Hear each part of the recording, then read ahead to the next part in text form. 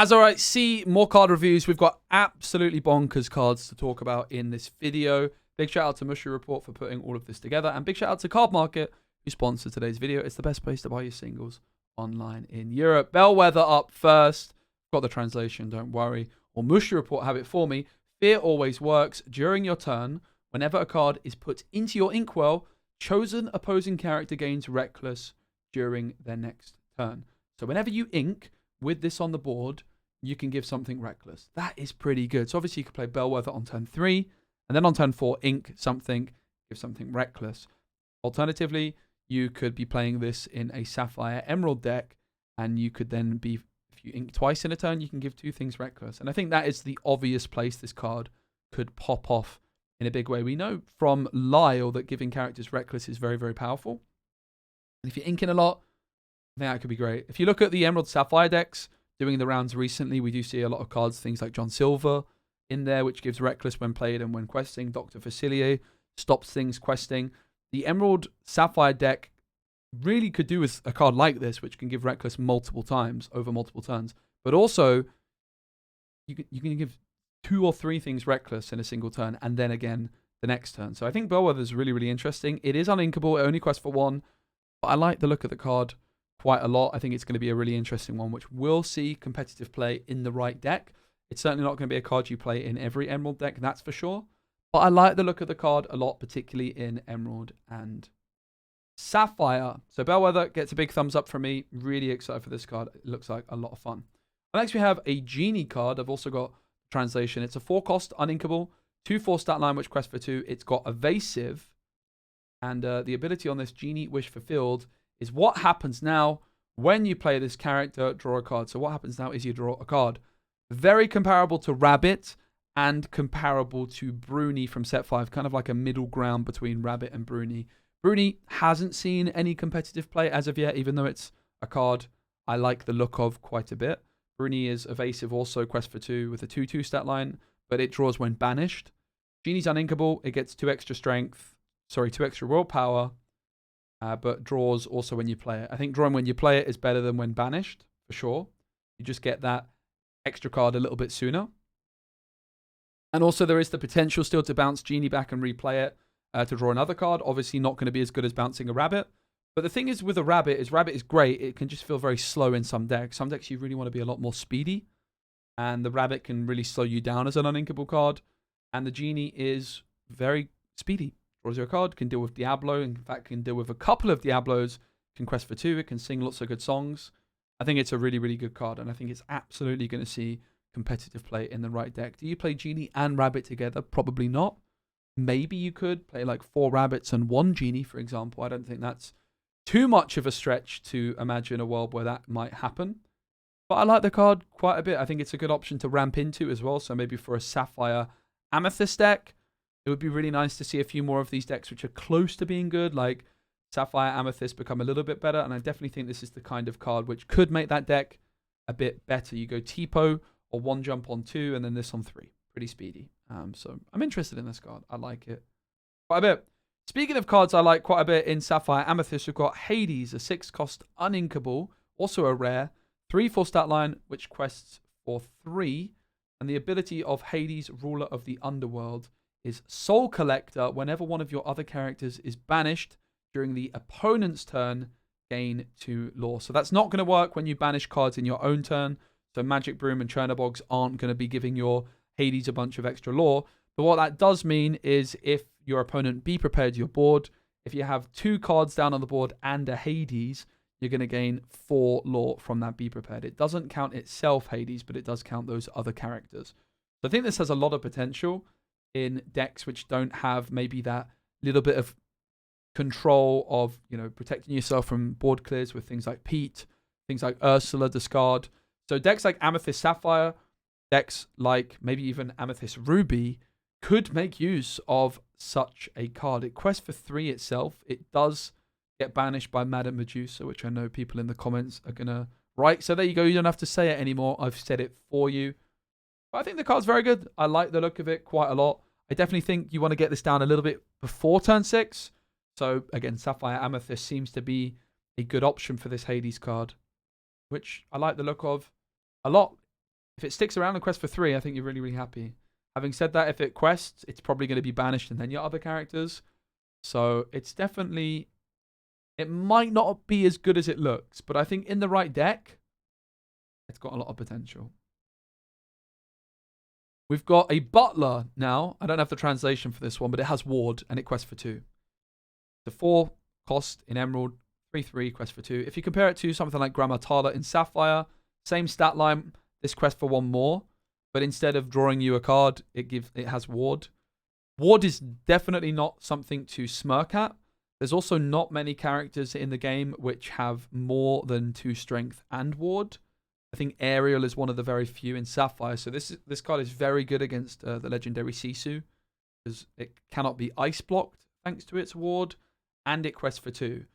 So I think this card is not bad by any stretch of the imagination. It's certainly not spectacular. I can see a world where this card creeps into a deck. It's certainly not amazing, but it's definitely not bad either. Bit of a weird one. Simba. So far, I've been pretty positive about most of the cards, but the next few cards, I'm not going to be very positive about. This card is absolutely awful. Now, it's possible we get another Simba Shift target. Another Simba Floodborn. We got our first Simba Floodborn in Shimmering Skies, which is in Steel. Mufasa's son or son of Mufasa, which when played can banish items or locations. It's a 6 cost, but it shifts for, I believe, 4. But I don't really think you're going to play this regardless. This has the same stat line as Ursula Vanessa. 1/4 questing for 1 without an ability, whereas Ursula Vanessa is Singer 4. That is just a huge downside compared to Ursula Vanessa, and it's just a really poor card. Lovely artwork, though. Really awesome artwork, but I don't see a world where this sees play ever. And next we have Prince Naveen. Similar, it's just a vanilla stat line. It's got the same stats as Kida, Bodyguard, Simba Bodyguard, but without the Bodyguard. In set 6, when we had the Simba in set 1, this is just not cutting it, and it's just pure pack filler. So, yeah. Cards like this make me a little bit sad, but I guess it's kind of necessary to just have things to pack, pad out the packs, but this is just so unplayable. Chief Bogo up next. Gazelle Fan, another one we need a translation on. It's a 4-cost Inkable with a 4/4 stat line that quests for 1. And this ability is You Like Gazelle Too. While you have a character named Gazelle in play, this character gains Singer 6. I think there's only one Gazelle at the moment, which is from Shimmering Skies. It's a 3-cost in Amber with Singer 5 that can quest for 2. It's not a bad card by any stretch, but isn't seeing play in the Song decks currently. Is Chief Bogo going to change that? Absolutely not. I will say having these kinds of cards maybe could be interesting in a Sing Together deck, but we haven't really seen any more Sing Together songs. Oh my goodness, it's an Easter egg. I only just noticed that. Look, it is the Gazelle card I was just talking about. In the background, that is the Gazelle card. That is really cool. That's a first. A Gazelle poster in the Chief Bogo card. Very, very cool. Thematically, from a competitive point of view, it is not good whatsoever, I fear. That's a bit of a bummer, but never mind. It is what it is. My thing seems to have broken here. Here we go. And next we've got I don't think Dawson is the English name, but Dawson, Assistant of Basil, 4-cost Inkable, 3/4 stat line quest for 2.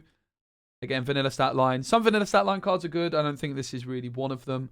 You've got cards like Ulf, for example, which are 4/3, can't sing. So this has the upside compared to Ulf that it can sing.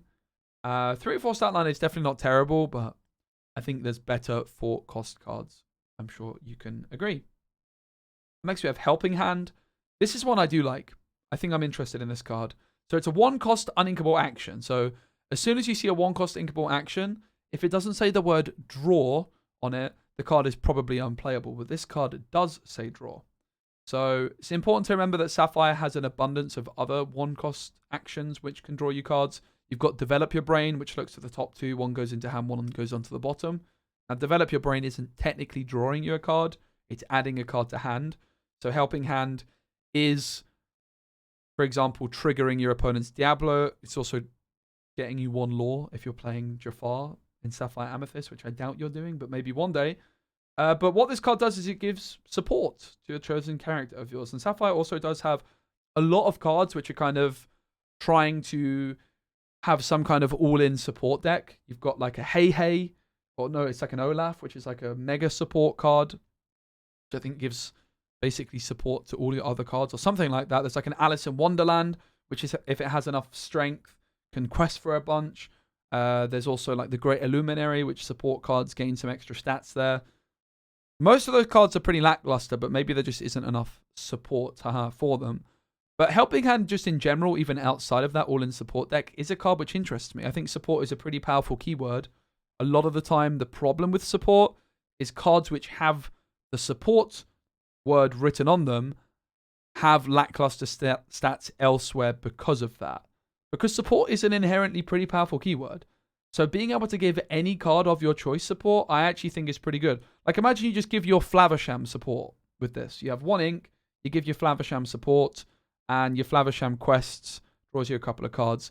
And suddenly, one of your cards gains 1 extra strength. And obviously, there's much better targets than Flaversham, but just as an example, there's going to be situations where that 1 extra strength is really important. Like you give that 1 extra strength to your Maui and suddenly you can take out Queen's Castle.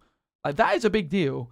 So then obviously when you start thinking about it a little bit more and you start trying to give, I don't know, support to something like a Scrooge McDuck with a 5/5 stat line which can quest for 2, there has to be some potential with this card.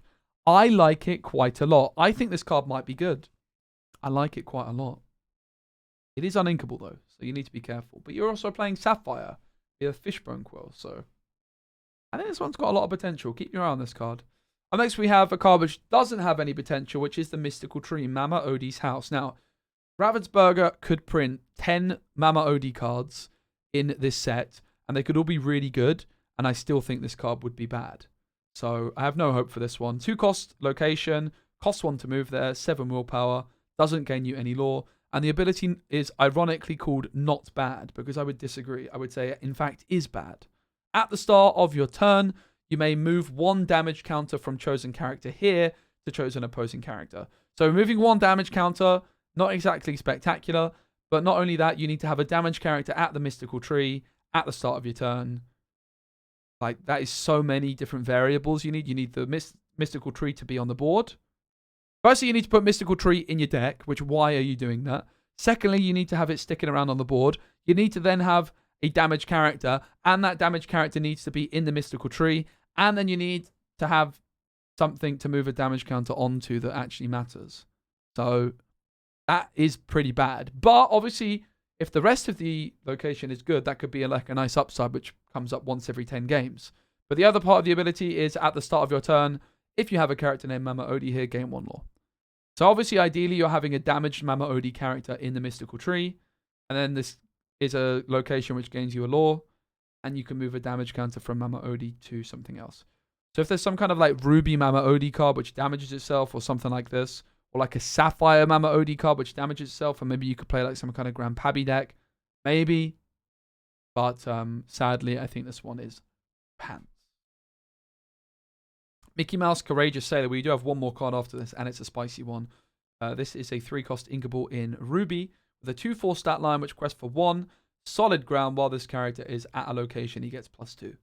Golly, this looked a lot easier from the ship, but I know I can make it. The crew is counting on me. Go on, Mickey the Courageous Sailor. You can do it. This card is another pack filler card and won't see any form of competitive play. But the last card we're looking at is probably the best card of all. The next card we're looking at is absolutely bonkers good. One of the best cards of the set so far. I think it's absolutely insane. And it's Dingo, which translates to Goofy, the Expert Shipwright. It's a 5-cost Inkable with a 1/4 stat line quest for 3. Now, this was one of the cards that we saw way back when during the D23 panel, when Azurite Sea was first announced. We saw some cards that were kind of stacked on top of each other, so you couldn't see all the stats of the card, you couldn't see all the ability, but we do now see it. And it's absolutely insane because it has this, which is Ward, and the ability is clever design. Whenever this character quests, chosen character gains Ward until the start of your next turn. Now that is a lot of words there to say that. So French translation, that is what it does. Whenever this character quests, chosen character gains Ward. It's just kind of curious how short that is in English compared to French. So it's got ward, and when it quests, it can give something else ward until the start of your next turn. So you could quest with Dingo. I need some French goofies. That's such a good name, Dingo. I want some French super goof, super Dingo. That's a really cool one. It's also got the inventor tag, the hero tag, which are definitely not irrelevant. But this is just really, really good. 5 costs for Emerald, a nice kind of number, because Emerald doesn't inherently have that much card draw. So for some kind of Emerald aggro deck, having a ward character, which quests for 3 and gives more ward, is great. I think I'm pretty interested in trying this out in like an Emerald Jafar deck, giving your Jafar ward for a turn. You give your Diablo ward for a turn. All sorts, right? Just even like a Robin Hood Daydreamer, which is about to quest for 3. All sorts of cool things you can do with this goof.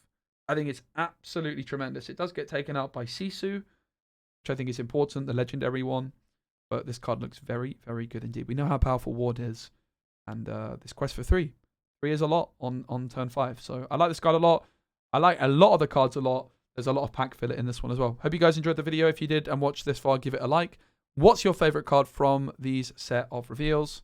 Big shout out to Musha Report for putting it all together. And don't forget to check out Card Market. If you're buying singles online in Europe, it is the place to do it. Cheers, Card Market. Cheers, Musha Report. Cheers to you for watching.